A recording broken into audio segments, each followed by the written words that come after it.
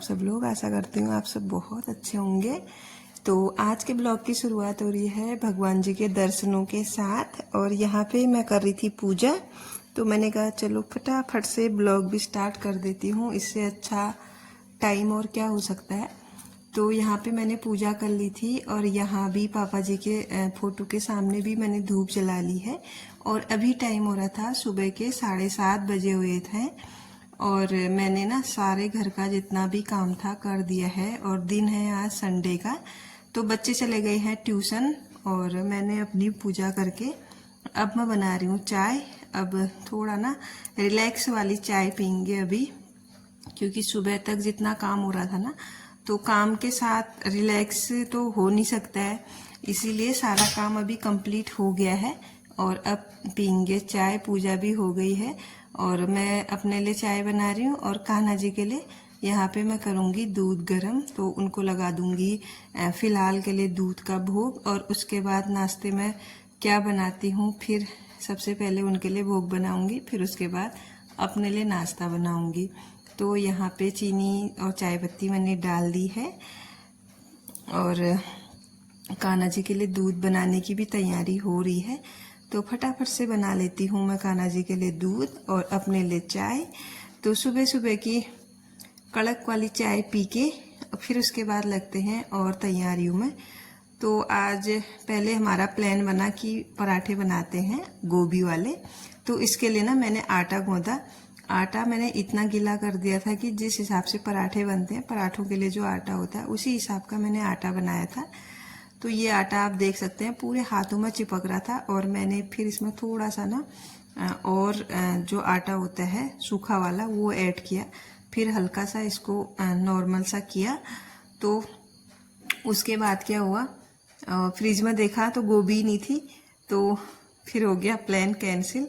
गोभी थी लेकिन वो पत्ता गोभी थी, तो उसमें ना क्या होता है टाइम ज़्यादा लगता है, फिर उसको मैं क्रश करती, भूनती, फिर उसको ठंडा होने को रखती ना, तो टाइम लग जाता। तो तब तक फिर बच्चे भी आ जाते ना ट्यूशन से, तो बच्चों के आने तक मुझे नाश्ता रेडी करके रखना था, इसीलिए फिर मैंने ज़्यादा झंझट कुछ नहीं किया। तो सबसे पहले मैं यहाँ पे बना रही हूँ कान्हा जी के लिए पराठा। तो फटाफट से उनके लिए मसाले वाला नमक है जो उसका पराठा मैं बना रही हूँ, तो उनको पराठे का भोग लगाते हैं। फिर उसके बाद अपने लिए भी नाश्ता बनाऊंगी। तो सब्जी कल की है, अभी सब्जी बनानी नहीं है, बस बच्चों के लिए कुछ बनाऊंगी मैं। और हमारे लिए तो है, कल रात को हमने सब्जी बचा के रख दी थी, ज़्यादा हो गई थी, उसी को खा लेंगे दोनों जने। तो बच्चों के लिए देखना पड़ेगा, मैगी या कुछ और बनाना पड़ेगा उनके लिए। वैसे भी आज छुट्टी है, वीकली कुछ उनके लिए स्पेशल तो करना ही पड़ता है।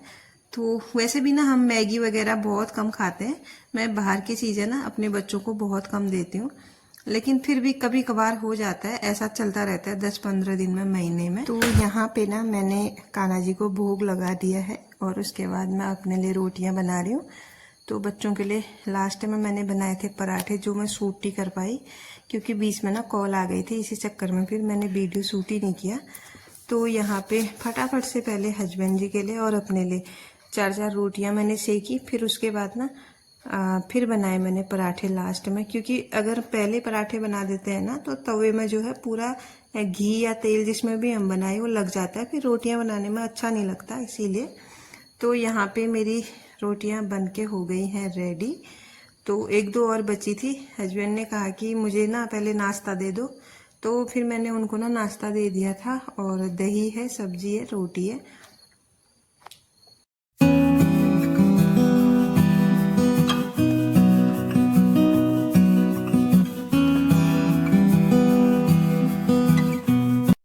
तो जी हस्बैंड को यहाँ पे मैंने नाश्ता दे दिया था, और मेरे ना कपड़े भी धुले हुए थे कब से। तो बच्चे भी आए नहीं थे, शायद आज बच्चों को सर एक्स्ट्रा कुछ टाइम और पढ़ाएंगे। तो यहाँ पे मैंने कहा तब तक मैं जो मेरे कपड़े धुले हुए हैं उनको मैं वॉशिंग मशीन से निकाल देती हूँ, और रख दिए थे मैंने साइड में। अभी मैंने धूप में नहीं फैलाए थे, क्योंकि मैं ना थोड़ा धूप आने का वेट कर रही थी, मौसम देख रही थी। तो मैंने कहा देखते हैं कैसा मौसम होता है। और आज ना मुझे बहुत ज़रूरी कुछ काम करने हैं, जो बरसातों के बाद ना बहुत ज़रूरी होते हैं करने, और अगर नहीं किए ना फिर सर्दियों भर पछताते रहेंगे, इसीलिए तो यहाँ पे ना सारे कपड़े मैंने निकाल दिए हैं और इनको रख दिया था साइड में। इसके बाद ना घूम फिर के फिर से मैं आ गई हूँ किचन में और यहाँ पे ना दूध आ गया था। तो मैंने जो दूध के पाउचेस है ना उनको भी धो लिया है। धोने के बाद इनको मैं कर रही हूँ खाली। एक बार सुबह गए थे दूध के लिए, तब दूध नहीं आया था और अभी आ गया है दूध, तो अभी लेके आए थे। और फटाफट से ना पहले दूध गर्म करते हैं। तो जितनी जल्दी ये दूध गर्म होके ठंडा होगा ना उतनी जल्दी मैं इसको फ्रिज में रखूँगी। अगर ज़्यादा देर बाहर रहा तो फिर फटने का भी डर रहता है। और सितंबर का महीना चल रहा है लेकिन अभी भी ना गर्मी वैसी की वैसी है, कभी ठंडा हो रहा है कभी गर्म हो रहा है, मौसम का कोई अता पता ही नहीं है।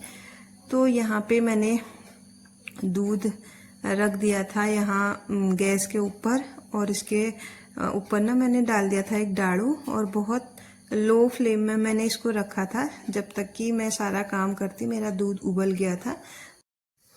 अब ना मैंने निकाल लिए थे जितने भी मेरे पास ना वुडन वाले आइटम थे वो, और आज ना मुझे इनमें ऑयलिंग करनी है और ले लिया है मैंने मस्टर्ड ऑयल। तो ये तो सभी के घर में होता है। अगर आपके पास भी ना इस तरह के वुडन के आइटम किचन में रखे हैं या फिर कोई डेकोर आइटम रखे हैं, मेरे पास तो सिर्फ किचन में है।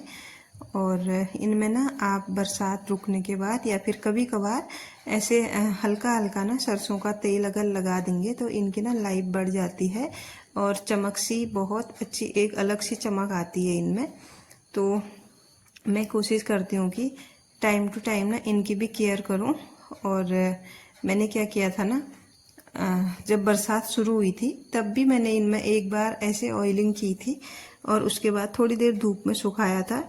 और अभी बरसात ख़त्म हो गई है, अभी मैं और कर रही हूँ क्योंकि इनमें ना फंगल वगैरह लग जाते हैं। और इनमें ना फंगल लगने का ना एक ही कारण होता है, हम इनको डेली यूज़ करते हैं, डेली वॉश करते हैं, लेकिन क्या है ना अंदर ही हम इनको सुखा देते हैं, बाहर कभी ले नहीं जाते हैं। मेरे साथ भी यही होता है। होते तो ये डेली यूज है लेकिन धोने के बाद मैं इनको यहीं पे सुखाती हूँ और फिर इनकी जगह पे रख देती हूँ। तो इसी की वजह से ना इनमें हल्का हल्का फंगल भी लग रहा था, मुझे दिख रहा था। सबसे ज़्यादा तो बेलन में लग रहा था। और यहाँ पे मैंने सभी में ना ऑयल लगा के छोड़ दिया है। अब बचा है ये चॉपिंग बोर्ड, इसको भी मैं अच्छे से ऑयलिंग करूँगी। और सबसे ज़्यादा ऑयल ना इसी में लगा है और सबसे ज़्यादा डैमेज भी यही हो रहा था क्योंकि इसमें ना जगह जगह से कट भी लगे हुए हैं जो कि वीडियो में दिख नहीं रहे होंगे, लेकिन इसमें बहुत सारे कट लगे हैं। तो वो कटों की वजह से भी ना ये थोड़ा बहुत डैमेज हो गया है, इसके अंदर जो है ना पानी चले जाता होगा।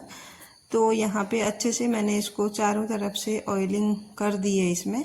और अब ना इसको मैं एक कपड़े से अच्छे से पोंछ लूँगी। और आप देख सकते हैं इसकी साइन देखते ही बन रही है। तो यहाँ पे एक एक करके ना मैंने जितने भी थे सबको ऐसे कपड़े से एक बार पोंछ लिया है, पॉलिश जैसी कर ली है।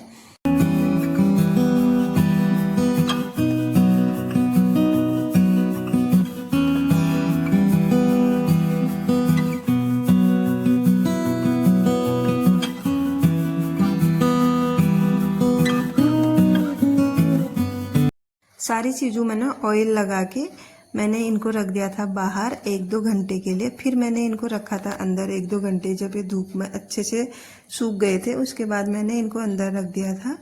तो इसके बाद मैंने क्या किया ना, जितने भी मेरे वुडन के आइटम हैं, जिस कपड़े से मैंने इनकी पॉलिश की थी उसी कपड़े को लिया क्योंकि उसमें बहुत सारा ऑयल लगा हुआ था। एक्स्ट्रा ऑयल लगाने की मुझे ज़रूरत नहीं पड़ी। तो जितने भी मेरे वुडन के आइटम थे मैंने सभी में ना लगा दिया था ऑयल। इसमें अच्छे से पोंछ लिया था, जितनी भी डस्ट थी एकदम से निकल गई थी और सारे फर्नीचर में ना एक अलग सी शाइन आ गई थी।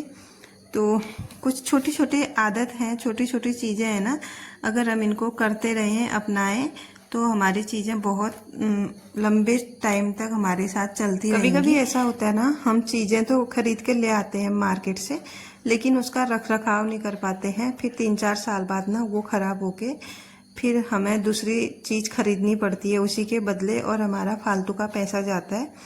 तो इससे अच्छा है कि थोड़ा बहुत हफ्ते में, महीने में 1-2 घंटे का, आधे घंटे का, जितना भी हम टाइम निकाल पाए ना, कुछ टाइम निकाल के चीज़ों की ओर ध्यान देना बहुत ज़रूरी हो जाता है। तो यहाँ पे मैं अब बेड भी पॉलिश करने लग गई हूँ। तो धीरे धीरे करके मैंने सब जगह ऐसी इस कपड़े से ना पोंछ लिया था और सब कुछ बहुत अच्छे से चमका दिया था। तो जी आप लोगों से ना मैं एक रिक्वेस्ट करना चाहूँगी, आप लोग ना मेरी वीडियो को ना ज़्यादा से ज़्यादा शेयर कीजिएगा प्लीज़। आप लोगों से हाथ जोड़ के मेरी विनती है, क्योंकि ना मेरे जो व्यूज हैं बहुत ज़्यादा डाउन हो गए हैं, बिल्कुल ही व्यूज नहीं आ रहे हैं मेरी वीडियोज़ में।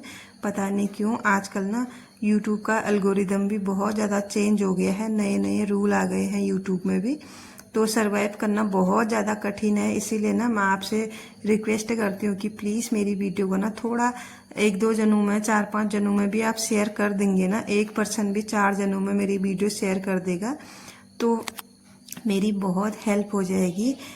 आप समझ सकते हैं, एक यूट्यूब क्रिएटर ना बहुत मेहनत करके एक वीडियो लेकर आप लोगों के सामने आता है। कुछ लोगों के लिए तो ये सरल सी बात होती है, क्या है घर का काम भी हो जा रहा है और वीडियो भी बन जा रही है, घर का काम ही तो करना है, ऐसा कुछ भी नहीं है। जो यूट्यूब क्रिएटर होगा वही जान सकता है कि कितनी मेहनत है इस चीज़ के पीछे भी। तो आप लोगों से मेरी रिक्वेस्ट है कि प्लीज़ आप लोग थोड़ा सा सपोर्ट दिखाइएगा, और मैं हर दिन एक नई कोशिश करती हूँ, दिन पर दिन अपनी वीडियो पे कुछ ना कुछ थोड़ा सा बदलाव लाऊं, थोड़ा सा और अच्छी मैं वीडियो बनाऊं। और अगर जब व्यूज नहीं आते हैं ना, फिर मैं इतनी डिमोटिवेट हो जाती हूँ, मेरा वीडियो बनाने का मन ही नहीं करता, क्योंकि मेहनत इसमें बहुत ज़्यादा है। तो इतनी मेहनत के बाद भी अगर 100-50 व्यूज आ रहे हैं ना वीडियो में, तो बहुत मतलब इतना गंदा लगता है, फिर मैं आपको बता नहीं सकती हूँ। तो जी प्लीज़ आप लोगों से फिर से मेरी रिक्वेस्ट है कि मेरी वीडियो को लाइक करें, शेयर करें, और अगर मेरे चैनल पे नए हैं तो प्लीज़ सब्सक्राइब भी करें। और यहाँ पे ना मैंने अंदर पे सारा जितना भी फर्नीचर था सब चमका दिया है, और इसके बाद रह गया था यहाँ पे कूलर। आप देख रहे होंगे कूलर में कितनी ज़्यादा धूल बैठी है, तो इसको भी ना मैंने हल्का हल्का जितना मेरे से साफ हो पाया मैंने साफ किया, और आप देख सकते हैं फर्नीचर बिल्कुल चमक गया है।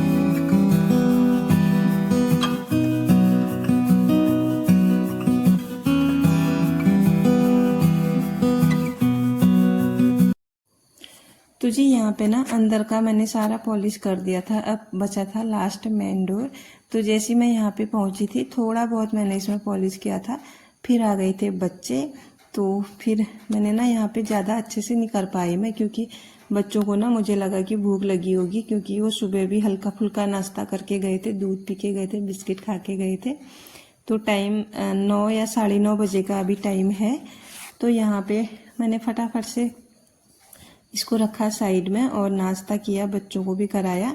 अब मैं नाश्ते के बाद आपको सीधे मिल रही हूँ, बर्तन वगैरह सारा धो दिए थे मैंने। तो यहाँ पे ना अभी अच्छी खासी धूप आ गई है, और आज सबसे ज़रूरी काम था इस दिन का ना, मैं बहुत दिनों से वेट कर रही थी। मुझे ना बिस्तर जो है धूप में डालना था, क्योंकि बरसातों के बाद ना बिस्तर से अजीब सी स्मेल आने लगती है, तो उसको अगर एक बार सुखाया ना जाए ना, तो फिर बाद में सर्दियों भर ना जब भी हम ब्लैंकेट वगैरह ओढ़ने के लिए निकालते हैं तो उनसे अजीब सी स्मेल आती है, सीलन की स्मेल आती है, तो फिर अच्छा नहीं लगता है। तो यहाँ पे सबसे ज़रूरी काम मैं ये कर रही थी, आज मैंने इसी बेड के कपड़े निकाले हैं, क्योंकि मौसम का ना कोई भरोसा नहीं है कब ख़राब हो जाए, और सुबह ना थोड़े बहुत बादल भी गरज रहे थे, इसीलिए मैंने कहा ये तो कम है, चलो 1-8 घंटा भी इनको धूप लगती है तो बहुत है। तो सच में ना वैसा ही हुआ, जैसे ही मैंने इनको धूप में रखा, वैसे 9-9:30 बजे 10 बजे के करीब मैंने इनको रखा था, सबको 10 बजे के करीब मैंने फैला दिया था, और 2-2:30 बजे तक ना अच्छी खासी धूप थी। और फिर जो बारिश आई ना, इतनी तेज बारिश आई, जैसे ही हम लोग खाना खाने के लिए बैठे थे, बस थाली में हाथ भी नहीं डाला था, इतनी तेज की बारिश आई।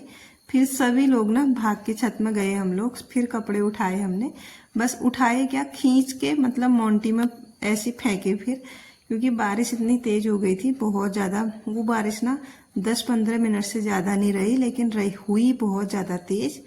तो यहाँ पे मैंने सारे कपड़े निकाल रही थी मैं, और आरुष आ गया था यहाँ पे। और हम ना डेली रूटीन से हट के ना कुछ अलग सा काम करते हैं, या फिर कुछ अलग सा काम अपने लिए बढ़ा देते हैं ना, तो उस चीज़ में ना बच्चे बहुत एक्साइटेड हो जाते हैं, क्योंकि उनको भी जानना होता है कि क्या कर रहे हैं क्या नहीं कर रहे हैं करके देखना होता है। तो यहाँ पे आरुष आके बिस्तर में ना उछल कूद करने लग गया था, तो फिर मैंने आरुष को बोला कि आप ना मेरी थोड़ी सी हेल्प कर दो, दोनों भाई बहन। तो आज ना बच्चों ने भी बहुत ज़्यादा साथ दिया मेरा, जितने भी बड़े बड़े ब्लैंकेट थे भारी भारी उनको सारे मैं ले गई थी छत में, और बचे कुचे छोटे मोटे जितने थे फिर मैंने बोला इनको बच्चों को कि एक एक करके ना तुम भी ला दो, थोड़ी मेरी हेल्प हो जाएगी, सीढ़ी में ऊपर नीचे जाने में ही कितना टाइम चले जाता है। तो यहाँ पे बच्चे लाते जा रहे थे छोटे मोटे और मैं ना धूप में इनको फैलाती जा रही। तो यहाँ पे ना जितने भी मोटे मोटे कंबल थे ना वो मैंने ऐसे दीवारों में फैला दिए हैं, क्योंकि यहाँ पे ऐसी जगह है हमारी, इन्हीं में फैलाना पड़ेगा। और जितने भी पतले कंबल थे ना उनको मैंने डाल दिया था जो हमारे कपड़े लटकाने वाली वायर है उसमें, क्योंकि वो हल्के थे और ये थे भारी, तो इनको अगर वायर में लटकाते तो वायर टूट जाते, इसीलिए मैंने इनको यहाँ पे लटकाया। और जितने भी हल्के फुल्के ब्लैंकेट कंबल वगैरह और जितने भी बेडशीट थी वो मैंने यहाँ पे ये वाली वायर में डाल दी हैं। और कपड़े भी अब सूख गए हैं, ये थोड़ा पहले डाल दिए थे मैंने, तो इनको ना लास्ट में मैंने उठा लिया था, जो कि मैं वीडियो में नहीं दिखा पाई आप लोगों को। और यहाँ पे आज का जो ब्लॉग है अब मैं यहीं पे एंड करती हूँ। कैसा लगा आप लोगों को देख के ज़रूर बताइएगा। मिलती हूँ आपको किसी ने